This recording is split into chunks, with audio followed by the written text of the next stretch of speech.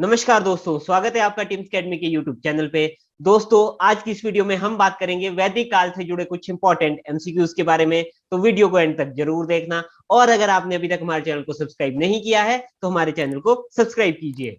दोस्तों, हमने banking, SSC और स्टेट गवर्नमेंट जॉब्स के ऑफलाइन बैचेस भी स्टार्ट कर दिए हैं। हमारा कोचिंग सेंटर सुन्नी में है। अगर आप एडमिशन लेना चाहते हो तो डिस्क्रिप्शन में आपको हमारी कॉन्टैक्ट डिटेल मिल जाएगी, आप वहां से हमें कॉन्टैक्ट कर सकते हो। तो चलिए शुरू करते हैं आज का वीडियो। फर्स्ट क्वेश्चन है, वेद शब्द का अर्थ क्या है? इसका आंसर है ज्ञान। तो वेद शब्द का अर्थ क्या है? ज्ञान है। जो वेद शब्द है वो कहां से निकला है? आपका वैदिक से निकला है आपका वेद शब्द। और ये हमारे सबसे पुराने साहित्य है। टोटल कितने वेद होते हैं? 4 वेद होते हैं। कौन कौन से होते हैं वो? ऋग्वेद, सामवेद, यजुर्वेद और अथर्ववेद। नेक्स्ट क्वेश्चन है, भारतीय संगीत का उद्गम किस वेद में खोजा जा सकता है? इसका आंसर है सामवेद संहिता में। तो भारतीय संगीत का उद्गम कहां खोजा जा सकता है? सामवेद संहिता में। जो सामवेद है उसे भारतीय संगीत का जनक भी कहा जाता है, और जो सामवेद है उसमें हमारे 7 सुरों का उल्लेख भी मिलता है। तो ध्यान रखना है आपने, जो संगीत है हमारा उसका उद्गम किसे माना जाता है? सामवेद को माना जाता है। नेक्स्ट क्वेश्चन है, गायत्री मंत्र किससे लिया गया है? इसका आंसर है ऋग्वेद। तो गायत्री मंत्र किससे लिया गया है? ऋग्वेद से लिया गया है। गायत्री मंत्र को ओम के बराबर एक महत्वपूर्ण मंत्र माना जाता है, और गायत्री मंत्र को यजुर्वेद के मंत्र ओम भूर्भुवः स्वः और ऋग्वेद के छंद 3.62.10 के मेल से बनाया गया है। तो ध्यान रखना है आपने, यजुर्वेद के मंत्र और ऋग्वेद के छंद से मिलकर गायत्री मंत्र को बनाया गया है। नेक्स्ट क्वेश्चन है, ऋग्वेद में कितने मंडल है? इसका आंसर है 10। तो ऋग्वेद में कितने मंडल है? 10 मंडल है। ऋग्वेद को सबसे प्राचीन वेद भी कहा जाता है, और ऋग्वेद के संकलनकर्ता कौन है? श्री वेद व्यास जी है। और इसमें 10 मंडल है और 1028 सूक्त है। मंडल को अध्याय कहा जाता है और सूक्त को मंत्र कहा जाता है। तो ध्यान रखना आपने, सबसे प्राचीन वेद ऋग्वेद है, इसके संकलनकर्ता कौन है? वेद व्यास जी है, और इसमें 10 मंडल और 1028 सूक्त है। नेक्स्ट क्वेश्चन है, जादू टोने से संबंधित कौन सा वेद है? इसका आंसर है अथर्ववेद। तो अथर्ववेद जादू टोने से संबंधित वेद है। तो जादू टोने और वशीकरण से संबंधित अथर्ववेद है, और इसी वेद को ब्रह्म वेद भी कहा जाता है। तो ध्यान रखना आपने, जादू टोना और वशीकरण अथर्ववेद में है, और ब्रह्म वेद भी अथर्ववेद को ही कहा जाता है। नेक्स्ट क्वेश्चन है, निम्नलिखित में से किस वेद में प्राचीन वैदिक युग की सभ्यता के बारे में सूचना दी गई है? इसका आंसर है ऋग्वेद। तो ऋग्वेद में प्राचीन वैदिक युग की सभ्यता के बारे में सूचना दी गई है। ऋग्वेद सबसे प्राचीन वेद है, और इसमें क्या है? आपके प्रारंभिक आर्यों के आगमन तथा उनकी सामाजिक और राजनीतिक जीवन की जानकारी मिलती है, और इसमें 10 मंडल और 1028 सूक्त है। तो ध्यान रखना है आपने, आर्यों के आगमन तथा उनके सामाजिक और राजनीतिक जीवन की जानकारी कहां से मिलती है? ऋग्वेद से मिलती है। नेक्स्ट क्वेश्चन है, पूर्व वैदिक या ऋग वैदिक संस्कृति का काल किसे माना जाता है? इसका आंसर है 1500 ईसा पूर्व से लेकर 1000 ईसा पूर्व तक। तो जो पूर्व वैदिक या ऋग वैदिक सांस्कृतिक काल है उसे 1500 ईसा पूर्व से लेकर 1000 ईसा पूर्व तक माना जाता है, और उत्तर वैदिक काल को 1000 ईसा पूर्व से लेकर 600 ईसा पूर्व तक माना जाता है, क्योंकि जो हमारा वैदिक काल था वो 1500 ईसा पूर्व से लेकर 600 ईसा पूर्व तक चला था। तो इसको 2 पार्ट्स में डिवाइड किया गया है। एक है आपका पूर्व वैदिक काल, जिसमें कौन सा वेद आया था? आपका ऋग्वेद इसमें लिखा गया था, और उत्तर वैदिक काल जो कि 1000 ईसा पूर्व से 600 ईसा पूर्व तक था, इसमें बाकी 3 वेद लिखे गए थे।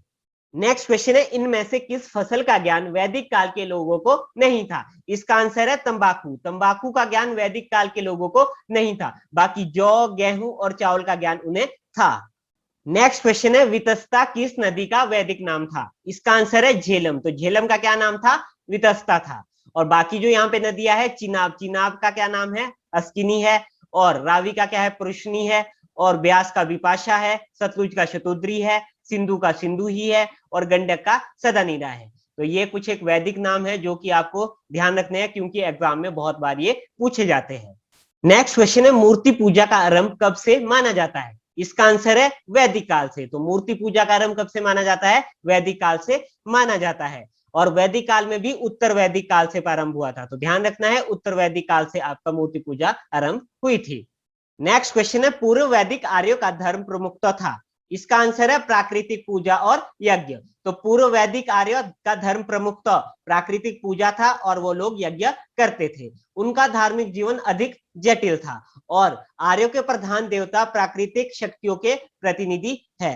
देवताओं की उपासना के लिए वो लोग यज्ञ करते थे और यज्ञों में दूध, अन्न, घी, मांस तथा सोम की आहुतियां दी जाती थी और जो यज्ञ की विधि थी वह भी अत्यंत जटिल थी।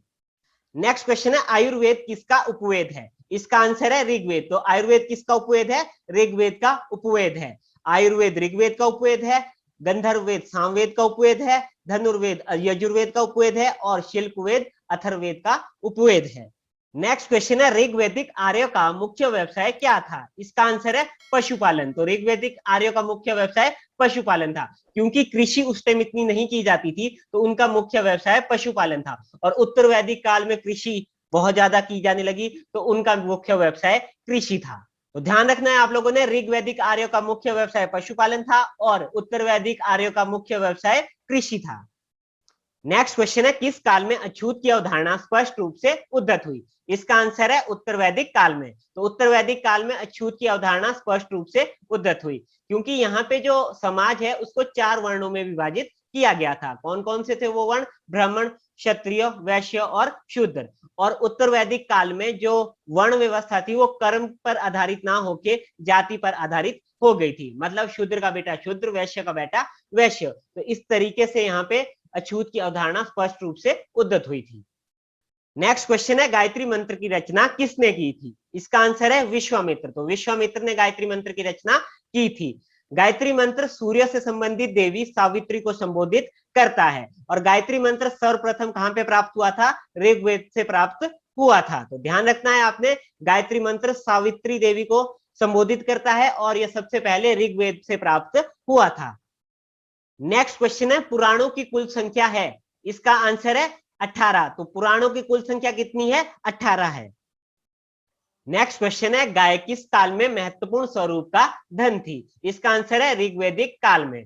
तो गाय ऋग्वैदिक काल में बहुत बड़ा महत्व था गाय का और इस काल में इसे धन के रूप में यूज किया जाता था और आदान प्रदान के लिए, क्योंकि उस टाइम कोई मुद्रा नहीं थी, तो आदान प्रदान भी गाय का ही किया जाता था और गाय को ना मारने योग्य पशु की श्रेणी में रखा जाता था और अगर कोई गाय को मारता था तो उसे मृत्यु दंड दिया जाता था या उसे देश से निष्कासन की व्यवस्था थी। नेक्स्ट क्वेश्चन है सबसे प्राचीन वेद कौन सा है? इसका आंसर है ऋग्वेद। तो सबसे प्राचीन वेद कौन सा है? ऋग्वेद है। तो सबसे पहला वेद ऋग्वेद है, दूसरा वेद सामवेद है, तीसरा वेद यजुर्वेद है और चौथा वेद अथर्ववेद है। तो ध्यान रखना आपने, ऋग्वेद पहला है, सामवेद दूसरा है, यजुर्वेद तीसरा है और अथर्ववेद लास्ट है।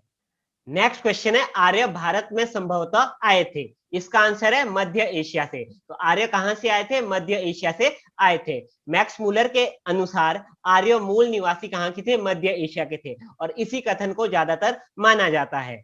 और आपने एक और इंपॉर्टेंट चीज याद रखनी है कि वैदिक सभ्यता की जानकारी के स्रोत कौन कौन से है? वो है साहित्य और पुरातात्विक। साहित्य में आपके वेद आते हैं, तो वेद आपके साहित्य में आते हैं और पुरातात्विक में आपके अभिलेख आते हैं। ठीक है, तो ध्यान रखना आपने, साहित्य और पुरातात्विक से हमें जानकारी मिलती है वैदिक सभ्यता की। नेक्स्ट क्वेश्चन है वैदिक युग में यव किसे कहा जाता था? इसका आंसर है जौ। तो यव किसे कहा जाता था? वैदिक युग में जौ को कहा जाता था। तो दोस्तों कैसा लगा आपको हमारा आज का ये वीडियो? हमें कमेंट करके जरूर बताएं। अगर आपको ये वीडियो पसंद आया तो इसे लाइक कीजिए, शेयर कीजिए और अगर आपने अभी तक हमारे चैनल को सब्सक्राइब नहीं किया है तो हमारे चैनल को सब्सक्राइब कीजिए, क्योंकि हम आपके लिए ऐसी वीडियोस यहाँ पे लाते रहेंगे। धन्यवाद।